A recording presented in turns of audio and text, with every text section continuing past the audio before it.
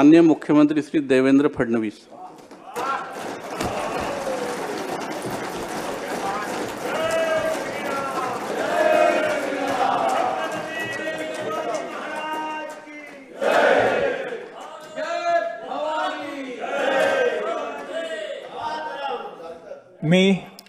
मी देवेंद्र सरिता गंगाधरराव फडणवीस ईश्वर साक्ष शपथ घेतो की कायद्याद्वारे स्थापित झाले आहे अशा भारतीय संविधानाप्रती मी खरी श्रद्धा व निष्ठा बाळगेन।